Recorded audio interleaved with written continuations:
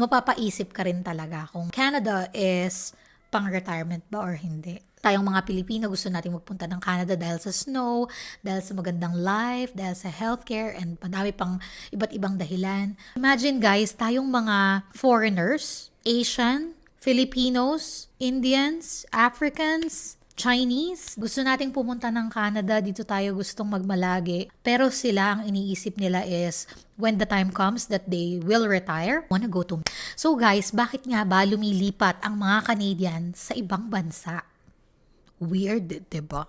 Grabe talaga no guys, ang mga tao, in general, kahit ano pa ang lahi mo, ay mahirap talagang maging content. Kung ano yung wala, yun yung hinahanap. Hello everyone, this is me again, Joy Fajardo. Welcome back to our YouTube channel. Nanonood pa rin nga po kayo ng Joy in Alberta. Kung kayo po ay bago sa aming channel, please don't forget to like, subscribe, at i-share nyo na rin itong video na ito sa inyong mga friends, relatives, at sa lahat ng mga kakilala niyo para makapag-spread tayo ng good vibes, love, and happiness. So today, papakita namin sa inyo ang footage ng aming papunta sa Superstore at pagkatapos namin pumunta ng Superstore, miretso na rin kami ng Krispy Kreme. Hi guys! So nandito tayo sa harap ng Real Canadian Superstore dito sa may west side ng Edmonton. Mamalengke lang tayo saglit bago tayo pumunta ng West Edmonton Mall. Ayan, let's go! Kasi ba yan guys, nasa labas na tayo ngayon kasi sabi nyo, lagi na lang tayo nasa loob. Dahil nga ginupit ko na at natanggal na ang ating mga nail polish, hitingin tayo ng nail polish para magpapahid na lang tayo kasi mahal magpa-manicure pedicure dito. So ako na lang ang magpapahid. Hanap lang tayo kasi nagustuhan ko siya. At Ems, nagustuhan ko yung color nito. Ano bang kulay ito? May glitter. Pili na kayo guys. Ito bang gusto nyo? Ito lang ang kaisa-isang picture ni Kiko ng baby siya. Tingnan nyo nga akong kamukha. Peekaboo! Oh, kamukha ang daddy, di ba? Alam mo na itsura paglaki, ganito. Hi guys! Paalis na tayo ngayon ng Superstore. Ayan, punta tayo sa WEM at maggagala tayo doon. At tatambay tayo doon. Ano? Tingnan natin kung anong makikita nating mga stores at tambayan. See you! At dahil nga guys, malamig pa rin, change of plans, hindi na muna tayo magwo-WEM. Tayo ay magki-Krispy Kreme kasi mainit daw dun sa Krispy Kreme. Hindi, char lang. Punta tayo ng Krispy Kreme, tapos noon, after natin mag Krispy Kreme, tambay lang tayo doon ng konti. After noon guys, ay magsisimba na tayo. Para bukas, baka sakaling hindi na kami lumabas kasi napakalamig talaga. Kawawa naman itong aming bebe, oh. Tingnan mo naman, oh. Tambay lang kami saglit ng Krispy Kreme para hindi naman masayang ang aming lakad. At magsisimba nga tayo today para bukas ay hindi na tayo lumabas ng bahay. No? Sige, kita-kits tayo! Bye! Dito na tayo guys sa harap ng Krispy Kreme. Tara, baba tayo. Hi! Krispy Kreme.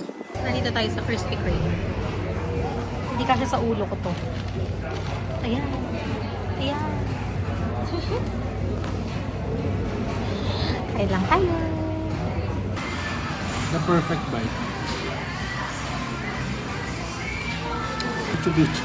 Bicho-bicho. Ma-hype siya guys kasi parang ito lang yata ang Krispy Kreme. Ito lang ang Krispy Kreme dito sa Edmonton. Actually sa Alberta. I think sa Alberta ito lang.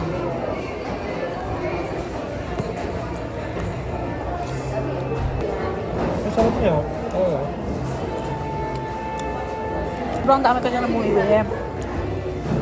So, pabilis ang turn over. Ito yung ano yung curry. Fresh na fresh, no? Pag umaga sa US, mainit na mainit talaga. Kumuha tayo guys ng 4 na honey glaze. Tapos strawberry, tapos ito custard. Ito, pinili ko lang. So, ayan. Is it a yay or a nay? Masarap yung original. Uulit ka pa? Pwede namang hindi, pwede ko. Dapat nga guys, pupunta kami ng West Edmonton Mall pero dahil medyo may kalamigan, nag-decide kami na Krispy Kreme na lang and then dumiretso na kami ng simbahan. So pagkagaling nga namin ng simbahan, umuwi kami at kami ay lumafang. Ayan, katatapos lang namin kumain. So today, tapusin natin itong ating vlog with a simple topic. At ano nga ba yung topic na yan? So guys, bakit nga ba lumilipat ang mga Canadian sa ibang bansa? Weird, diba? Si Kiko nga ay nag-work sa isang construction company and isa sa mga laging napapag-usapan daw ng mga locals ay kung bakit or kung gaano nila kagusto na mag-retire sa Mexico. Imagine guys, tayong mga foreigners, Asian, Filipinos, Indians, Africans, Chinese, 'di ba? Gusto nating pumunta ng Canada, dito tayo gustong magmalagi. Pero sila ang iniisip nila is when the time comes that they will retire, they wanna go to Mexico. So bakit nga ba? So tinanong ni Kiko yan sa kanyang mga ka-work. At ang sagot nga nila ay dahil, number one, dahil sa climate. Number one, gusto nila maiba yung kanilang environment. And hindi lang daw Mexico, kundi pati na rin nga Philippines ay kinoconsider nila. Isa rin sa napag-usapan dun guys ay hindi namin alam kung gaano to ka-accurate ha. Ang sabi daw ng mga ka-work niya ay when it comes to your, to Canadians healthcare, pwede mo pa rin naman daw yun magamit kahit sa ibang bansa. Parang hindi ko alam kung i-reimburse, kung ano yung gagawin. Pero, in other words, magagamit pa rin daw nila. Hindi ko alam kung paano. Mga citizen daw ay magagamit pa rin daw ang kanilang healthcare with Canada kahit sila ay nasa Mexico na. So, hindi ko sure kung ganong katotoo yun. Kung may idea kayo guys, comment nyo nga sa baba. Totoo ba yun? So, kung wari kami ay citizen ng Canada, nag-retire kami sa Philippines, pag nasa Philippines kami, magagamit pa namin yung aming health care, yung aming health card. Comment nyo sa baba kung totoo ba yun. Pero going back to our topic, yun nga. So, syempre, gusto nila ng warm weather, gusto nila na maiba yung environment nila, hindi na dito sa Canada. And, ako naman ay parang kahit papaano ay kaming dalawa ni Kiko, napaisip kami kung ano. Kasi syempre, pag matanda ka na, wala ka naman ng masyadong ganap sa buhay. Paano kung laging nag-i-snow, lagi kang nakakulong sa loob ng bahay nyo? Parang doon na siguro magkakaroon ng depression, di ba? So, another reason daw ay dahil pala sa mga properties. So, yan. Imagine if, for example, magre-retire ka na, you have a home here in Canada, if ibebenta mo yon at bibili ka ng property sa Mexico or sa Philippines, napakarami mo pang matitira for you to use for your retirement. So, isa din daw yon sa mga dahilan kung bakit nila gustong umalis ng Canada. Mapapaisip ka rin, di ba? Ganon din kaya gawin natin. Grabe talaga no guys, ang mga tao, in general, kahit ano pa ang lahi mo, ay mahirap talagang maging content. Kung ano yung wala, yun yung hinahanap. Pag maraming pagkain, ang hahanapin mo, yung mga ulam na tuyo, ganyan. Pag naman laging tuyo ang inuulam mo, ang hahanapin mo yung masasarap, ganun. So tayo namang mga Pilipino na lang, wag na Asian. Tayong mga Pilipino, gusto nating magpunta ng Canada dahil sa snow, dahil sa magandang life, dahil sa healthcare, and madami pang iba't ibang dahilan. Pero sila namang mga Canadian, gusto nilang umalis ng Canada dahil naman sa weather, dahil naman sa ganito, sa ganyan. So, at the end of the day talaga guys, ay napakahirap makontento ng tao. So, ayun, sana ay ipag-pray natin na tayo ay maging happy.